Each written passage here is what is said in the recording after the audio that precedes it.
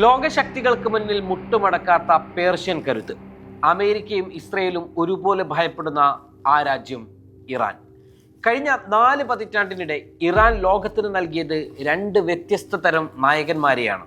ഒരാൾ പാശ്ചാത്യ രാജ്യങ്ങളെ വിറപ്പിച്ച കടുത്ത നിലപാടുകാരനായ മുൻ Iran president Mahmoud Ahmadinejad. മറ്റൊരാൾ വാക്കുകൾ കൊണ്ട് ലോകത്തെ വിസ്മയിപ്പിക്കുന്ന നയതന്ത്രജ്ഞൻ, വിദേശകാര്യമന്ത്രി അബ്ബാസ് അറാച്ചി. ഈ 2 പേരും ഇറാന്റെ ഹീറോകളാണ്. എന്നാൽ ഇവർ ലോകത്തെ സമീപിക്കുന്നത് 2 രീതിയിലാണ്. ആരാണ് കൂടുതൽ അപകടകാരി? ആരാണ് ഇറാന്റെ യഥാർത്ഥ രക്ഷകർ? നമുക്ക് നോക്കാം. മഹ്മൂദ് അഹമ്മദ് നജാദ്. ഇറാനികൾക്ക് ഇന്നും ഇദ്ദേഹം ഹീറോയാണ്.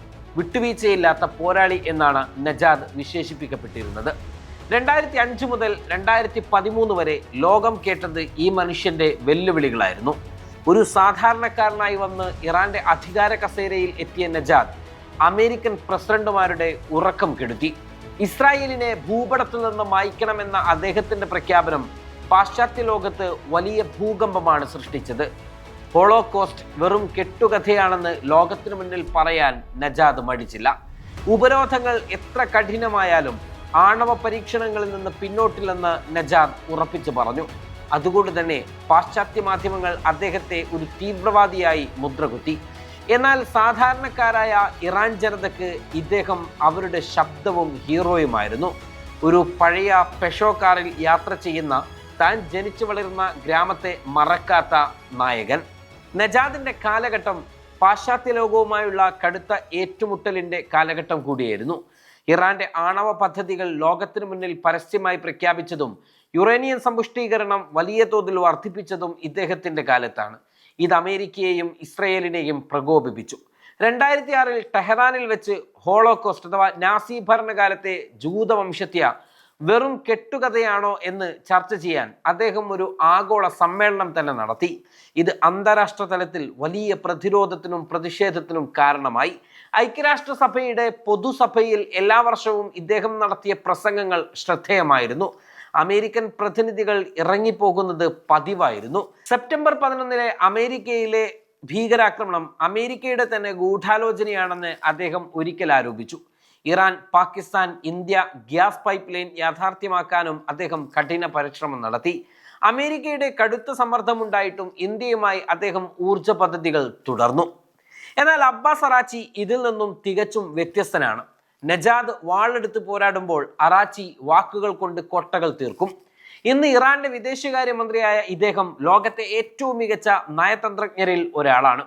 പടിഞ്ഞാറൻ രാജ്യങ്ങളുമായി അവരുടെ ഭാഷയിൽ, ഇംഗ്ലീഷിൽ കൃത്യമായി യുക്തിയോടെ സംസാരിക്കാൻ അറാച്ചിക്ക് സാധിക്കും. പലപ്പോഴും അറാച്ചിയുടെ വാദമുഖങ്ങൾക്ക് മുന്നിൽ പാശ്ചാത്യ ഉദ്യോഗസ്ഥർക്ക് ഉത്തരം വരെ ലഭിക്കാതെ പോകുന്ന അവസ്ഥ വരെ പല നയതന്ത്ര ചർച്ചകളിലും ഉണ്ടായിട്ടുണ്ട് പോലും.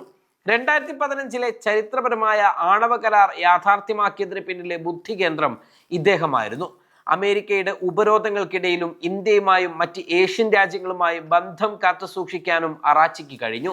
പാശ്ചാത്യർ ഇദ്ദേഹത്തെ മിതവാദിയായി കാണുന്നുണ്ടെങ്കിലും ഇറാന്റെ താല്പര്യങ്ങൾ സംരക്ഷിക്കുന്ന കാര്യത്തിൽ അറാച്ചി അഹമ്മദ് നജാദിനെ പോലെ തന്നെ കർക്കശക്കാരനാണ്.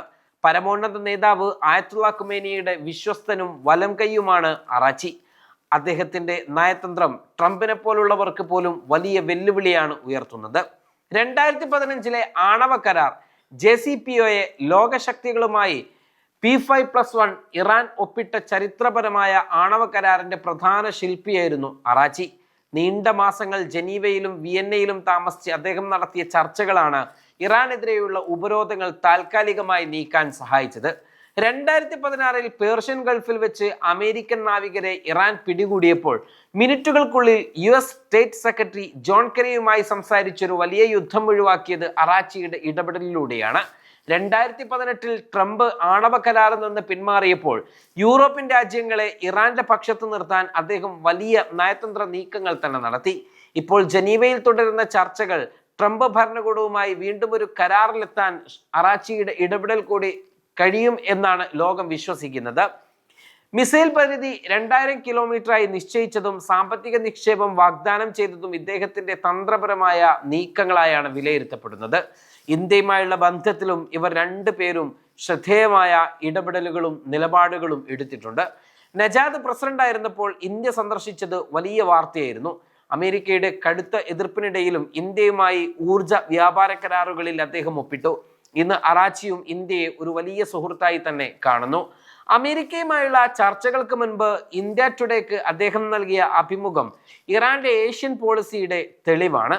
മെഹ്മൂദ് അഹമ്മദി നജാദ് ഇന്ന് എവിടെയാണ് എന്നതും വലിയ വാർത്തയാണ്. ഈ നിർണായക സാഹചര്യത്തിൽ അദ്ദേഹം എന്തുകൊണ്ട് നിശബ്ദനായിരിക്കുന്നു എന്നതും ആഗോള രാഷ്ട്രീയ നിരീക്ഷകർ ചർച്ച ചെയ്യുന്ന വിഷയമാണ്. ഇതിന്റെ പ്രധാന കാരണങ്ങൾ പലതാണ്. നിലവിൽ ഇറാന്റെ എക്സ്പീഡിയൻസി ഡിസ്കസ്മെന്റ് കൗൺസിൽ അംഗമാണ് അഹമ്മദ് നജാദ്. ഇറാന്റെ പരമോന്നത നേതാവായ ആയത്തുള്ള അലി ഖമേനിയെ ഭരണപരമായ കാര്യങ്ങളിൽ ഉപദേശിക്കുന്ന ഒരു സമിതിയാണ് ഇത്.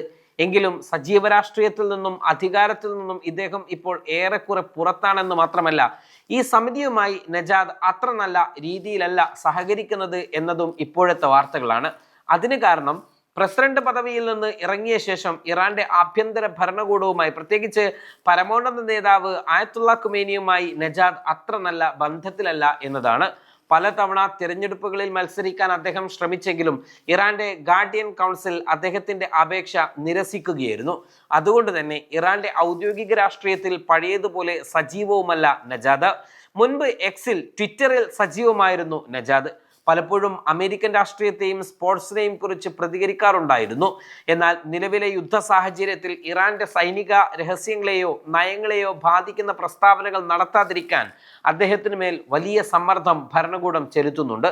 മാത്രവുമല്ല, നജാദിന്റെ കാലത്തെ ശത്രുവല്ല ഇന്ന് ഇറാൻ ഉള്ളത്. സൗദി അറേബ്യയുമായും മറ്റ് അറബ് രാഷ്ട്രങ്ങളുമായും ഇറാൻ ബന്ധം മെച്ചപ്പെടുത്തിക്കൊണ്ടിരിക്കുകയാണ്. നജാദിന്റെ തീവ്ര നിലപാടുകൾ ഈ നയതന്ത്ര ബന്ധങ്ങളെ തകർക്കാൻ സാധ്യതയുള്ളതിനാൽ അദ്ദേഹം ബോധപൂർവം മാറി നിൽക്കുകയുമാണ്. ഇപ്പോൾ ഇറാൻ നേരിടുന്നത് വലിയൊരു സാമ്പത്തിക സൈനിക പ്രതിസന്ധിയാണ്. ഈ ഘട്ടത്തിൽ ട്രംപിനെ പ്രകോപിപ്പിക്കുന്ന നജാദ് ശൈലിയേക്കാൾ ലോകരാഷ്ട്രങ്ങളുമായി സംസാരിക്കാൻ കഴിയുന്ന അബ്ബാസ് അറാച്ചിയുടെ ശൈലിയാണ് ഇറാൻ ആവശ്യം. നജാദ് ഇപ്പോൾ പരസ്യ പ്രസ്താവനകൾ നടത്തിയാൽ അത് ജനീവയിൽ നടക്കുന്ന സമാധാന ചർച്ചകളെ ബാധിച്ചേക്കുമെന്ന് ഭരണകൂടം ഭയപ്പെടുന്നു. ചുരുക്കത്തിൽ അഹമ്മദ് നജാദ് ഇറാന്റെ ആത്മാഭിമാനത്തിന്റെ ആവേശം നിറഞ്ഞ മുഖമാണെങ്കിൽ അബ്ബാസ് അറാച്ചി ഇറാന്റെ അതിജീവനത്തിന്റെ ബുദ്ധിയുള്ള മുഖമാണ്. ട്രംപിന്റെ പുതിയ ഭീഷണികൾക്കിടയിൽ ഇറാൻ ഏത് വഴി തിരഞ്ഞെടുക്കും? നജാദിന്റെ ശൈലിയോ അതോ അറാച്ചിയുടെ നയതന്ത്രമോ? ഏതായാലും ലോകരാഷ്ട്രീയത്തിന്റെ ഭാവി ഈ ജനീവ ചർച്ചകളിൽ ഒളിഞ്ഞിരിപ്പുണ്ട്.